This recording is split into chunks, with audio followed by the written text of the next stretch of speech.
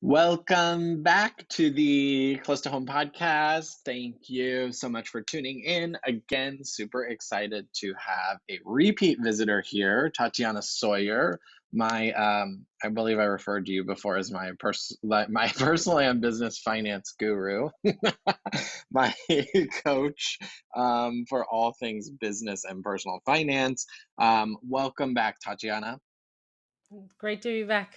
Thanks for joining us. Tell us again, for those that didn't listen to the first episode, a little bit about who you are and what you do. Sure. So I help small businesses grow, increase their profits, stabilize their cash flow, proactively reduce their taxes. So basically, handle all things bookkeeping, accounting, finances, and taxes. Yeah, I'm based out of a suburb in New York State, but I work with clients all over the country. yeah. I would say you're even part therapist as well, emotional support, Absolutely. because money is emotional, as you and I Absolutely. both know.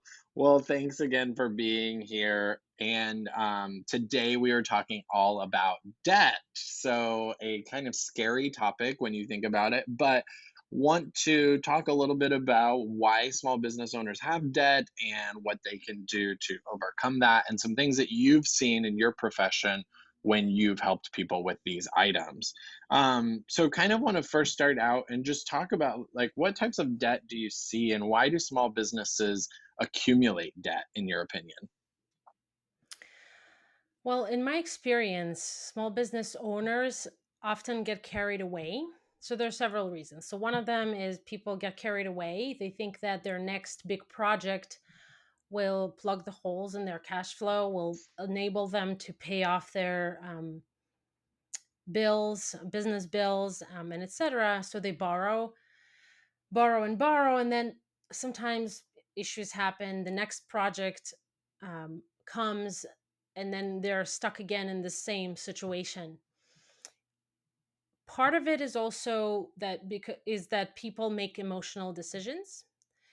People purchase make purchases based on emotions, especially expensive purchases. I mean, I've been there myself. Long time ago, when I had very limited budget, I would a couple of days before my birthday would be walking by a shoe store, and I'd be like, you know what, I deserve this. I worked so hard. Um, I see these expensive shoes. I love them. I can afford to get them for myself. It's my birthday. And that kind of situation repeats for other reasons in other situations as well, Yep, unfortunately. we've all So been that's there. kind of, yeah. So that's kind of how it originates. But then the accumulation of debt is a combination of those things. And then the getting out of it is usually made harder because of lack of strategy, lack of planning.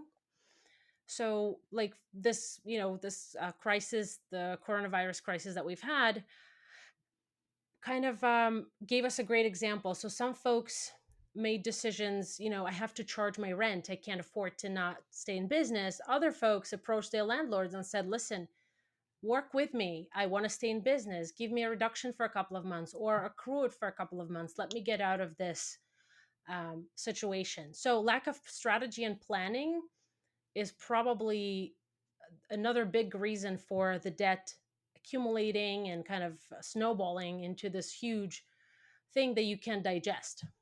Yeah, absolutely.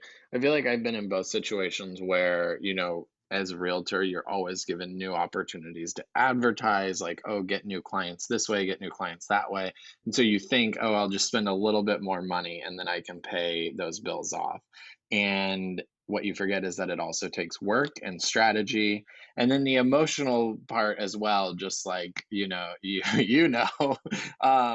you think, it's kind of like when you get paid the first day that you get your paycheck in, and you're like, oh, it's so exciting. It feels so great to have this money. Now I can go spend it. And it is something that's really emotionally driven.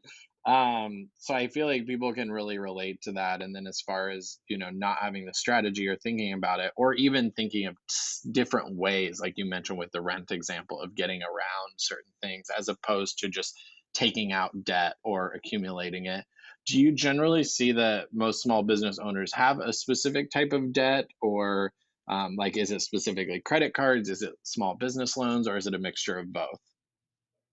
It's usually a mixture of both, depending on the nature of the business. So for product based businesses, it probably is more on the bank loan Hmm. side or a line of credit or a combination of both. When it comes to service based businesses, it's usually credit cards and maybe a little bit of the bank line of credit, for example. Yeah, absolutely. And that kind of leads me into my next question. Do you think there's good and bad debt, and can there be both? Sure. I There are only about three situations where I think the debt is good. In general, I'm very conservative when it comes to spending money. It doesn't mean that I'm cheap or stingy. It just means that I'm very careful and strategic, and I encourage my clients to be the same way.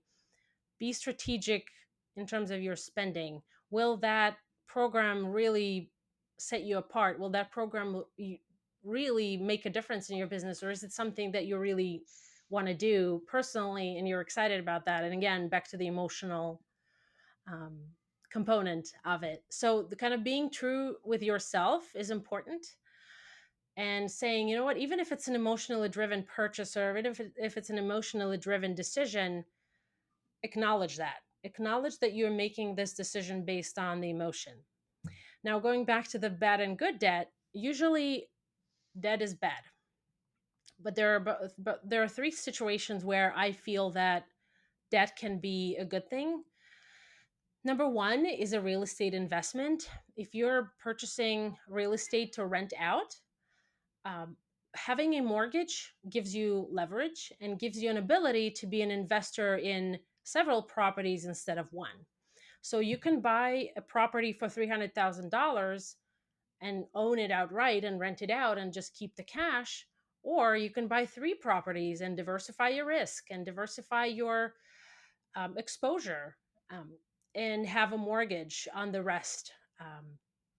Or you can buy maybe five properties with $60,000 down, and having the deduction to be tax deductible is also great. So it's a good tool for real estate investments. Now, the second one is a business acquisition or customer list acquisition. That's something that you will invest money today, but that will immediately start generating a return on investment. So that's a good opportunity for you to grow your business to make that big jump while leveraging it. Typically, businesses borrow to finance those acquisitions. So whether it's a customer list acquisition or a business acquisition, typically it's leveraged. Um, and I guess the third one would be, again, an investment in yourself. And what I mean by that is, I hired a coach a couple of years ago, and I couldn't afford the coach at the time, and I had to prepay for the 6 month session. I had a gut feeling that this coaching will help me grow my business, help me fine tune my offer, my system, help me work less with fewer clients, but provide higher value and get paid more. Now, that was an investment that I've made, and I've decided, you know what? Yes, it's a risky investment, but I'm not going to let myself even look back. I'm going to push as hard as I possibly can to make this happen. And I did, and it worked.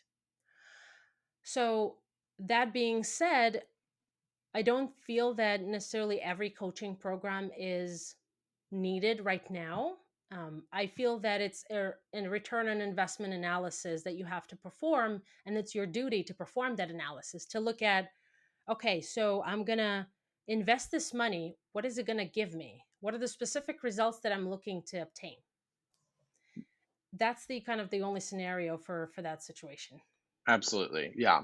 So all debt is bad aside from three, is what you're saying. So investment in real estate, which I didn't pay you to say, but I think the meta point there is investment in something where you can get a return basically by renting it out or diversifying. Second is an acquisition of a customer list or a way to grow your business immediately where you'll see immediate results. And then third, investing in yourself. So whether that's coaching, or some other self investment that you're doing to really help hold you accountable or grow and strategize in new ways. Those are the three good debts you can have. Yep. Absolutely. And so for people who maybe have lacked the strategy in the past and then gone into debt, what are some actionable steps that you think that business owners can take to bounce back from debt while still building and growing their business? I think that strategy and planning are probably key, but those are words that are kind of used often, and I feel like sometimes they're even overused a little bit. What that means for debt reduction is you need to be strategic about every single piece of debt that you have. Profit First is a system that will allow you to reduce your debt, be profitable today if you stick to it. Consolidating debts, possibly negotiating down if you know that your current business will not sustain that debt repayment are good strategies. But in order to accomplish anything, you have to understand what your cash flow situation looks like for the next 12 months. So you need to create a quote unquote budget, but it's really not a budget. It's more of a cash flow projection, realistic cash numbers for money coming in and money going out every month for the next 12 months. And then the bottom line will give you an ability to see how much cash you will have at the end of every month and how much, given that you meet the sales projections and the expense projections, you stay under budget, you bring in enough sales. At the end of the month, that's the cash you're going to have. And then you can plan, okay, so in 3 months, I see that I can have $60,000 at the end of the month. I will take 20 and I'll pay down this debt. Let's say 9 months from now, I will have $100,000. I will reserve some of the money for future unexpected scenarios, and then I'll pay down 15,000 of this credit card, 20,000 of this loan, and things like that. You get the idea of how I would recommend doing, and I've seen folks do it this way successfully and reduce debt from 1 million to 500,000 in 3 years. Yeah, it's pretty impressive. So kind of what you're saying is Profit First advocates for separating well, first of all, looking at your cash flow based on your projected sales and separating that into your reserve fund and your then debt payoff fund. So once you know what you'll have, you can put some towards each. So that allows you to continue growing your business while also paying off debt. Is there a specific amount you recommend as a percentage that you pay off debt each time you have money to do that, or is it really case by case? So Profit First has a very specific percentage system, so you can follow that. It's pretty good. A couple of my clients have used it very successfully to reduce and or eliminate debt. But one thing that I want to kind of caution you about is if you get the next chunk of money and you paid all of the debt that you have, it's great, but may make you feel great for a little bit. But then what can happen is that if you don't plan your cash flow for the next month or two, you can end up borrowing right back from that credit card or loan or line of credit. So that you're back to the same scenario. So that doesn't work as Hmm. well. So it has to be strategic. Not all the folks do cash flow planning, but I encourage everyone to do it. Profit First system doesn't really teach you to do cash flow projection, but it does teach you to take, I don't know, start with 1% and put 1% in each of the five accounts and don't borrow from it. So it's a very good system to get you into the habit of it.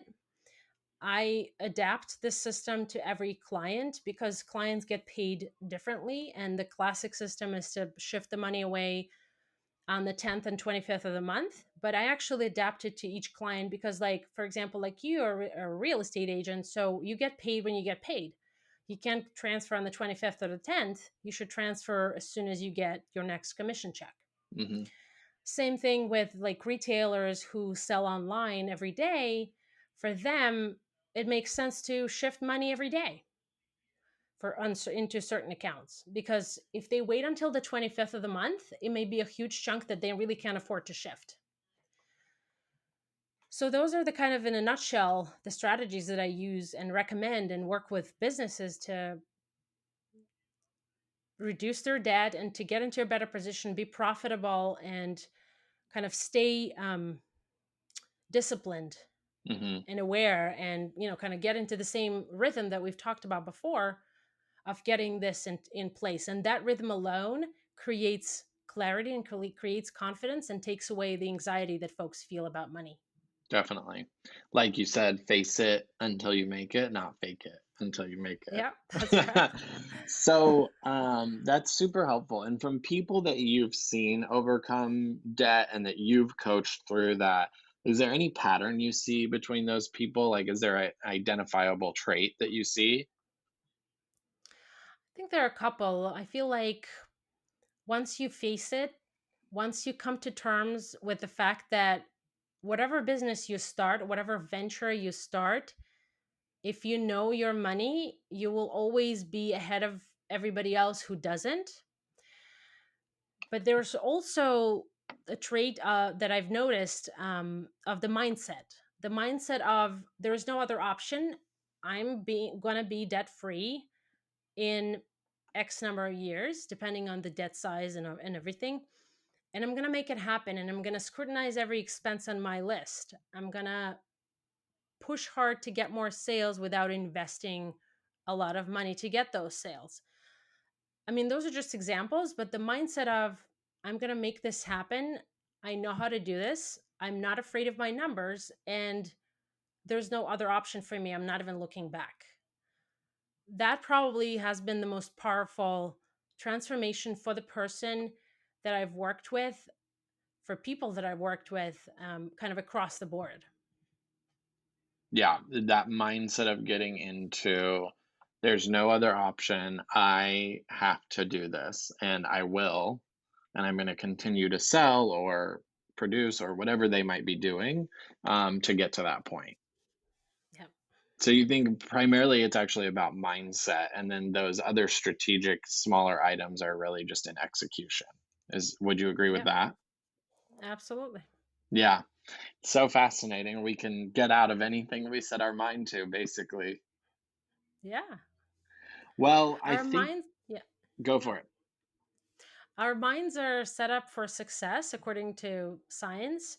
So even if we're kind of in a bad position today, or even if we got hit hard, or wherever we may be, our brains are programmed to search for a solution, to search for a better state of mind, better state of everything.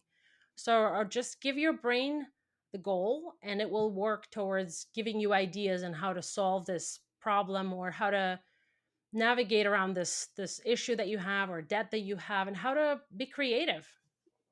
Yep, absolutely. Yeah, it'll give you those solutions that you need to get where you want to go. Well, anything else you think our listeners should know about debt? No debt is good, despite what the financial industry may tell you. Banks do make money on debt, so be aware of that. Yeah, And if you have debt, just keep working at it. Understand every penny that's coming out of your bank account. Why is it going out? What's the purpose? What are you getting in return? And just keep working, keep plowing. yeah, yeah. We all have debt or have had or will have in the future. So I think everyone's not alone in this, and that there are ways to overcome it, and we can all do it basically. Absolutely. Awesome. Well, will you tell everyone a little bit about how to find you and reach you after this show? Sure. So you can follow me. You can go to my website, tatianatsoir.com, and sign up to follow my tribe. You will be the first to know about any announcements that we make. I'm launching a couple of trainings for small business owners, for business owners to be, and other free trainings and podcasts, and just resources that will help you navigate in this complicated business world, and make your business more bulletproof, make you more cash stable, and reach your dreams, really. So go to tatianatsoir.com, sign up for announcements. My book is also going to come out next year, so you'll get a notification once you sign up. And follow my Facebook page as well, Tatiana Tsoir. Awesome. Well, thank you so much. Thanks for being with us. We'll link to your info in the show notes and stay debt free, everyone out there, or try. And if you are in debt, you can overcome it. Absolutely. All Thanks right. for Thank you. inviting.